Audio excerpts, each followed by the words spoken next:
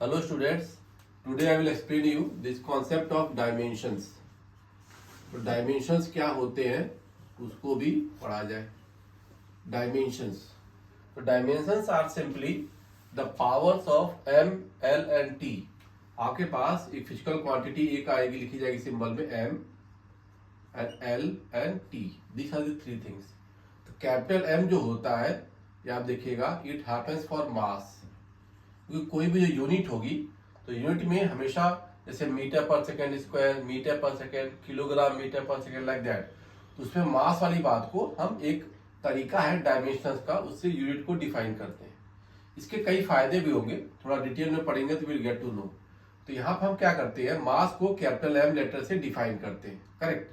तो मास का capital M का मतलब क्या होगा कि मास का अगर मुझे डायमेंशन लिखना है तो I will put it in this large bracket. तो लार्ज ब्रैकेट में जब मैं रखूंगा तो इसको लिखने का मतलब I am going to write the dimension of mass. उसका सिंबल क्या हो जाएगा, m. ऐसे l जो होता है it is the dimension corresponding to length. तो लेंथ को जब कैपिटल ब्रैकेट में लिखते हैं ऐसे, तो it means I am going to write the dimension of length, और वो l की बात आएगी. t के लिए क्या होता है, इट इज फॉर टाइम. तो टाइम का क्या डायमेंशन है, लेंथ का क्या डायमेंशन है, m का क्या डायमेंशन है, that we study here for the dimensions. On power of mlt they are called dimensions, और सिंबल आपका mlt में लिखा जाएगा for mass, length and time. हम यहाँ क्या कह सकते हैं, powers of m, l and t are dimensions of respective physical quantity. They are the dimensions of respective physical quantity. जो इसकी पावर होती है ना. और तरीके में क्या कि मास के लिए m लिखेंगे और लेंथ के लिए और टाइम के लिए लिख दें. तो पावर्स को ही हम लोग डायमेंशन कहते हैं. और इस फॉर्मूले का जो रिप्रेजेंटेशन होता है that is called dimensional formula. Correct. तो आप इस चीज को हमेशा ये ध्यान रखेंगे. जैसे मान लो मैंने कह दिया कि I have to write the dimensional formula for velocity, तो मैं पहले लिखूंगा वेलोसिटी. वेलोसिटी को डायमेंशन फॉर्मूला लिखने के बजाय हम क्या करेंगे, इसको ऐसे लिख देंगे, will put it in the large bracket. और इस लार्ज ब्रैकेट में फर्दर मैं इसके डायमेंशन लिखूंगा. तो आप you know the units of velocity, it is metre per second. तो किलोग्राम में तो जीरो पावर है, तो किलोग्राम में देखो मास की पावर में क्या कर दूंगा, zero, m to the power zero. Metre per second, तो मीटर पर सेकेंड में मैं क्या करूंगा, मीटर के लिए लेंथ लिख दूंगा और टाइम पर सेकेंड में t-1 कर दूंगा. तो अब आप देखिए वेलोसिटी जो यूनिट थी, वेलोसिटी की जो यूनिट थी जो कि मीटर पर सेकेंड है, तो लेंथ की पावर 1, टाइम की पावर -1 और m की पावर 0 लिखी गई. तो I will say velocity has dimensions of 0 in मास, क्योंकि पावर की बात हुई, 0 in mass, 1 in length and -1 in time. तो आप इसके पावर्स को ही डायमेंशन कहते हैं. And this method of expression is called dimensional formula. कि किसी फिजिकल क्वांटिटी के यूनिट को हम इस तरह से एमएलटी फॉर्म में लिखने के तरीके को हम क्या कहते हैं, डायमेंशनल फॉर्मूला. तो this thing we have to see. अब इसे मान लो मैं लिख रहा था कि एक्सेलरेशन. तो एक्सेलरेशन का अगर मुझे डायमेंशन लिखना है तो आप जानते हैं its unit is metre per second square. तो मास की पावर क्या हो गई आपके पास, जीरो, और मीटर पर सेकेंड स्क्वायर मतलब लेंथ, और t टू द पावर क्या हो गया, -2. It is the dimension of acceleration. तो डायमेंशन ऑफ एक्सेलरेशन हमको क्या कहेंगे, we will say it as 0 in mass, 1 in length and -2 in time. तो ये इसका डायमेंशनल फार्मूला आ जाएगा. ऐसे मान लो मुझे फोर्स का लिखना है, तो फोर्स का जब डायमेंशन फार्मूला जाता है तो फोर्स की वैल्यू m इंटू ए होती है. तो मास वाला फैक्टर भी आ गया. I will write it like this. तो देखो अब मास भी आ जाएगा m l t-2. तो आप देखिए मास की पावर 1, लेंथ की पावर 1 और टाइम की पावर क्या आ गई, -2 with it has again the dimensions like this. We will say 1 in mass, 1 in length and -2 in time. तो दिस वे वी सी. ऐसे मालूम मुझे वर्क का करना, वर्क, तो वर्क का भी जो डायमेंशन आएगा तो फोर्स इंटू डिस्टेंस होता है, तो distance will get multiplied in the force वाला पार्ट. इसमें देखिए एम एल स्क्वायर टी -2 ऐसे आ गया. फर्दर इसमें बस एक एल की वैल्यू के पावर क्या होगा, बढ़ गया. It will have the dimensions, again you can see इसके वर्क के जो डायमेंशन आ गए आप देखोगे इसमें क्या होगा, 1 in mass, 2 in length and -2 in time. तो this value we can see. तो हर एक फिजिकल क्वांटिटी का कॉरस्पॉन्डिंगली हम डायमेंशन और डायमेंशन फॉर्मूला लिखते हैं. अगली बात क्या होती है, 2 और more quantities can have the same dimension. जैसे आपने देखा वर्क का भी डायमेंशन ऐसे आ गया. टॉर्क जो होगा, टॉर्क और वर्क दोनों में देखोगे सेम डायमेंशन आ जाता है. तो टॉर्क में भी आप देखोगे तो it is R cross F. Work क्या, dot product of force and displacement, and torque is cross product of force and displacement. इसका भी डायमेंशन फार्मूला सेम आ सकता है. तो 2 और more physical quantities can have the same dimension. तीसरी ऐसी quantity जो वर्क और टॉर्क के साथ कॉरस्पॉन्ड करती है तो काइनेटिक एनर्जी. तो काइनेटिक एनर्जी किसी बॉडी का जो लिखोगे उसका भी डायमेंशन क्या होगा, सेम आएगा. तो 2 और more physical quantities can have the same dimension. ये चीजें आपको ध्यान देनी है कि डायमेंशन फॉर्मूला कैसे लिखा जाता है, और उसमें हमको सिंपली पावर्स MLT फॉर्म में लिखने होते हैं. कई बार ऐसे मान इसमें ये भी आएगा, टेम्परेचर की बात आ जाएगी, MLT के साथ केल्विन के लिए हम K की पावर भी लिखते हैं. टेम्परेचर अगर आ जाएगा तो वहां पे हम पावर K उसके लिए लिखा जाएगा. नंबर ऑफ मोल्स भी कहीं पे ऐसे रिक्वायर्ड हो तो उसके लिए भी एक फैक्टर यूज किया जाएगा. But these are the 3 MLT form जो ज्यादा यूज किया जाता है, ये ध्यान देना. केल्विन के लिए, टेम्परेचर के लिए हम क्या करते हैं, वी यूज द के वाला फैक्टर भी कई बार यूज किया जाता है, उसको भी ध्यान देना होगा फॉर टेम्परेचर. करेक्ट. अब इतना ज्यादा हमने क्यों अप्लाई किया कि डायमेंशन फार्मूला की जरूरत क्यों पड़ी, इसके यूजेस क्या है. Use of dimensional formula, dimensional formula का यूज क्या होता है वो बड़ा इंपॉर्टेंट है. What are the use of dimensional formula. तो पहला डायमेंशनल फार्मूला का यूज क्या होता है, first use if I say to check correctness, to check correctness of any formula और इक्वेशन. कोई फार्मूला या इक्वेशन सही है या नहीं है उसको डिफाइन करने के लिए, कि इसको जानने के लिए हम ये डायमेंशन की बात करते हैं. तो यहां पे बेसिकली हम क्या करते हैं, बाई कौन सा मेथड होगा, by equating dimensions, by equating dimensions on LHS left hand side and RHS. दोनों तरफ के डायमेंशंस को इक्वेट करते हुए हम लोग रिजल्ट लिख पाते हैं. अगर डायमेंशन दोनों तरफ सेम है तो मेरा फार्मूला सही है, सेम नहीं है तो फार्मूला गलत हो जाएगा. तो ये चीज, ये तरीका आपको हेल्प कर सकता है. जैसे मान लो मैं एग्जांपल लूंगा, देन यू कैन रिलेट. मान लो फोर्स के लिए somewhere I have written the formula M V और R लिख दिया. कोई व्हीकल थी सर्कुलर पाथ में जा रही है ऐसे, और वहां पे मैंने कह दिया उस व्हीकल का मास M था, स्पीड V था, रेडियस R था.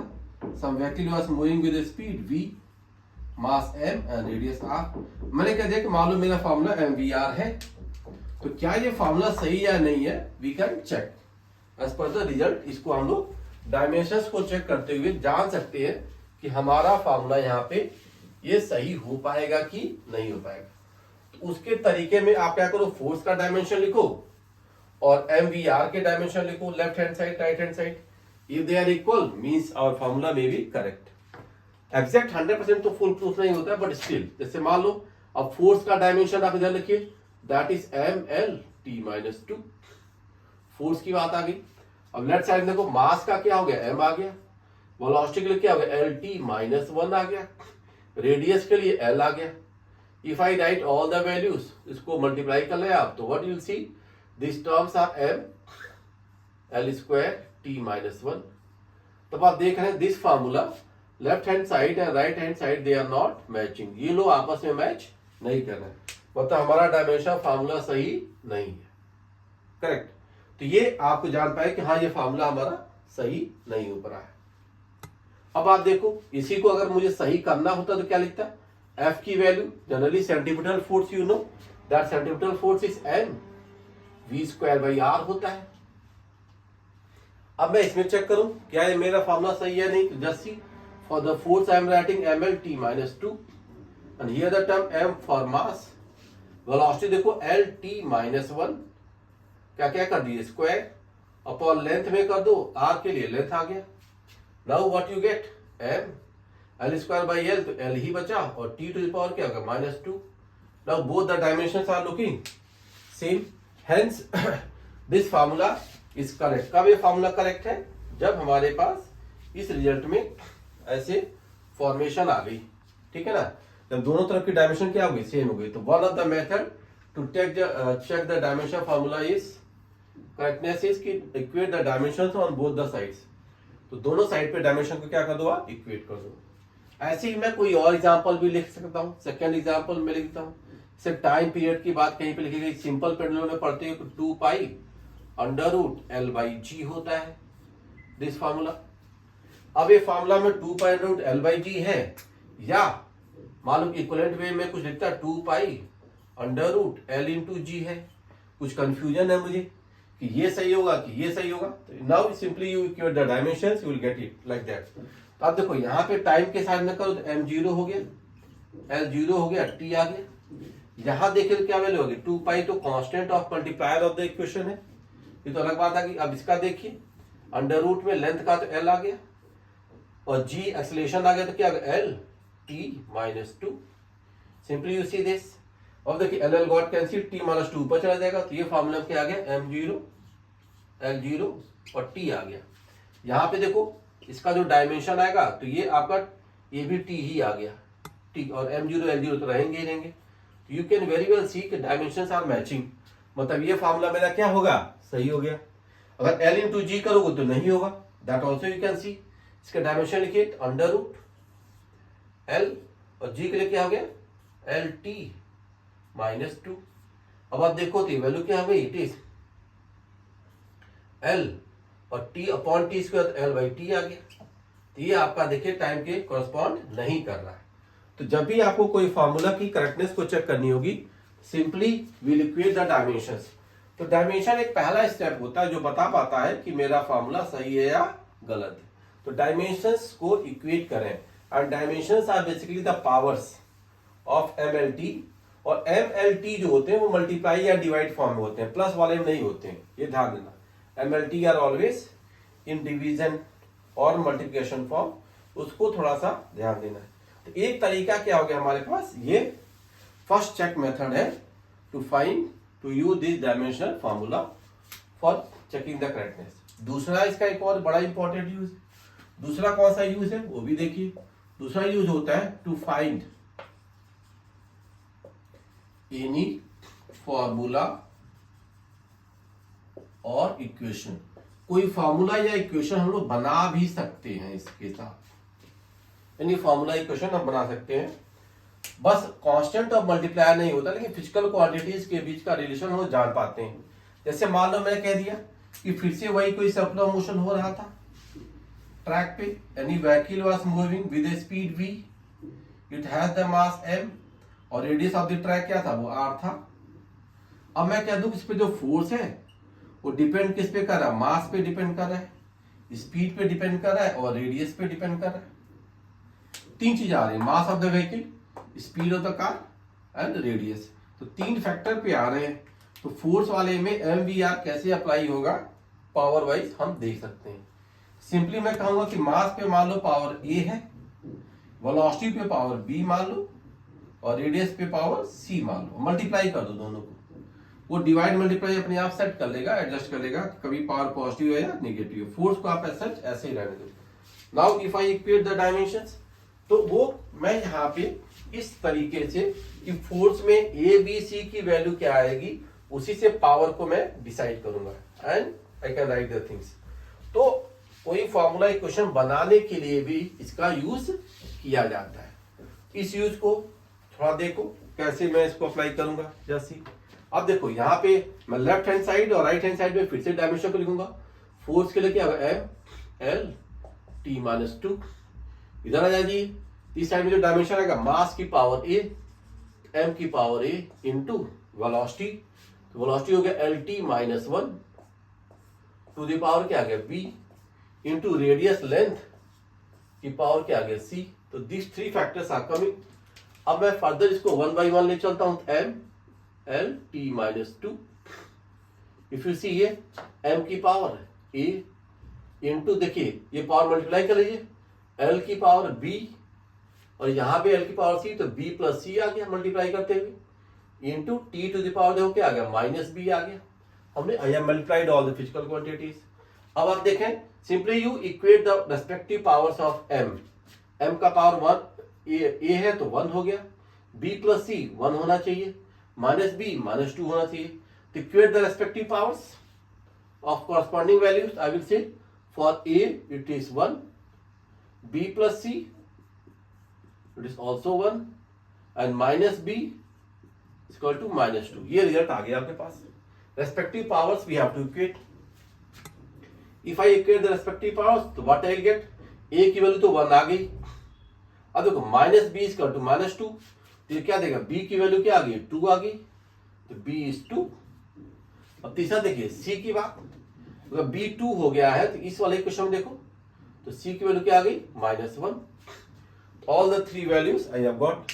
अब पावर में जाओ, तो पावर में क्या करूंगा, फोर्स डिपेंड्स ऑन एम की पावर क्या हो गया 1, वेलोसिटी की पावर क्या हो गया स्क्वायर और रेडियस की पावर क्या हो गया minus one. That is the formula. अब आप देखो सबकी वैल्यू रख दो, तो you will say it is M V square by R. You got the result कि फोर्स जो होगा, force depends on M V square by R. अब देखो यहाँ पे कांस्टेंट ऑफ मल्टीप्लायर के बारे में नहीं जान पाएंगे, लेकिन हाँ फिजिकल क्वांटिटीज में किस पे क्या पावर है, that result we have seen. तो ये एक तरीका होता है कैसे हम फॉर्मूले को लिख पाए, और पावर्स को हमने इक्वेट करते हुए लिख दिया। इस केस में कांस्टेंट ऑफ मल्टीप्लायर भी 1 होता है, तो मैं यहाँ से क्या लिख दूंगा, एफ की वैल्यू क्या आ गई, it is M V square by R. This thing happened. तो डायमेंशन फॉर्मूला में अप्लाई करने से, पावर्स को इक्वेट करने से, ए बी सी की वैल्यू निकालने से we can get the formula also. तो फॉर्मूला का फॉर्मेशन भी यहाँ पे आया। मैं एक और एग्जांपल लूंगा, थोड़ा उसे और क्लैरिटी हो सकता आ जाए कि हम फॉर्मूले में ए बी सी जो वैल्यूज होती हैं कैसे निकालते हैं। देखो मैं सिंपल टर्म ही ले रहा हूं जिसमें कांस्टेंट ना है, तो इसको हम लिख सकते हैं। जैसे मान लो अगला ही बात मैं करता हूँ, प्रेशर कहीं पे अगर लिखा गया h, height of the liquid कहीं पे किसी स्टैंडिंग हाइट ऑफ लिक्विड से h, रो और g पे डिपेंड कर रहा है। h, रो, g में क्या पावर्स आएंगे कि ये प्रेशर की बात आ जाए, तो इस पे पावर मान लो a है, इस पे b है, इस पे c है, ऐसे एज्यूम कर लीजिए। फिर से देखिए क्या प्रेशर और इसके वाले पावर्स को हम ए बी सी के फॉर्म लिख पाएंगे। तो pressure is force upon area, तो इसका डायमेंशन क्या होगा, M L T minus two upon L square area के लिए। अब देखो h मतलब लेंथ की पावर a, डेंसिटी क्या हो गया मास अपॉन वॉल्यूम होल की पावर b, एक्सेलरेशन हो गया L T minus two to the power c। ऐसे आ गया देखिए आपके पास। Now what I see, m L की power minus one T to power minus two, this value I got. L की पावर देखो क्या होगा a, और यहां देखिए b minus three B, A minus three B, और यहां से लेंथ पे देखो तो प्लस टू आ गया, सॉरी ये सी है आपका ए बी सी, तो एल की पावर यहां पे क्या आ गया सी, तो प्लस सी आ गया। ठीक है ना, लेंथ की देखिए एल पावर ए, यहां से माइनस थ्री मैंने ले लिया और यहां से क्या ले लिया सी वाली ले लिया। अब देखिए मास पे जाए, मास की पावर बी है, मास एक ही बार है तो यहाँ मास की पावर वन है। अगेन यू सी टाइम की power minus two C, T to power minus two C, यहाँ क्या माइनस टू है। Now equate the corresponding powers, तो मास की पावर के लिए मास को इक्वेट करो, तो आपके पास बी की वैल्यू क्या आ गई 1 आ गई। अब देखो टाइम पे minus two C minus two, हम क्या कहेंगे minus two C equal to minus two, तो देखिए क्या सी की वैल्यू क्या आ गई 1 आ गई, सी की वैल्यू 1 आ गई। अब लेंथ पे हम देख रहे हैं तो बी की वैल्यू 1 आ गई, सी की वैल्यू 1 आ गई। लेंथ के लिए चेक करें हम तो क्या कहेंगे ए माइनस 3b प्लस सी की वैल्यू क्या आ गई -1 आ रही है। नाउ पुट द वैल्यूज, सी की वैल्यू में क्या डाल दूंगा 1 और बी की वैल्यू आप ऐसे डाल दीजिए, ये भी 1, तो ए -3 प्लस 1 इक्वल टू -1, रिजल्ट ऐसे आ रहा है। Now you see what happened, तो आप देखिए ए -3 प्लस 1 -2 इक्वल टू -1। अब आप देखिए ए की वैल्यू क्या आ गई 2 - 1 इट इज 1। तो आपने देखा ए की वैल्यू 1 आ गई, बी की वैल्यू 1 आ गई और सी की वैल्यू भी 1 आ गई, ए की वैल्यू भी 1 आ गई। A B C all the 3 values are coming as 1, ये भी 1 है, ये भी 1 है, ये भी 1 है। Hence from here I will say the formula for pressure के जो बात आ रही है वो H रो G ही होगा, तीनों के पावर क्या आ गए 1 1 आ गए। तो this is the basic concept कि हम डायमेंशंस को इक्वेट करते हुए फॉर्मूले को देख सकते हैं, सही या गलत है, इवन फॉर्मूले को फॉर्म भी कर सकते हैं। इसमें एक और तरीका होता है कि हम once we have this thing तो numerical value of physical quantities also we can delete। तो numerical value of physical quantities को उसको मैं एक और लेक्चर लेते हुए उसको भी कंप्लीट करूंगा, कुछ और डिटेल बता दूंगा। तो ये half part of dimensional formula के यूजेस के लिए था। नेक्स्ट क्लास अगली क्लास में उसको बताएंगे। ठीक है, थैंक यू।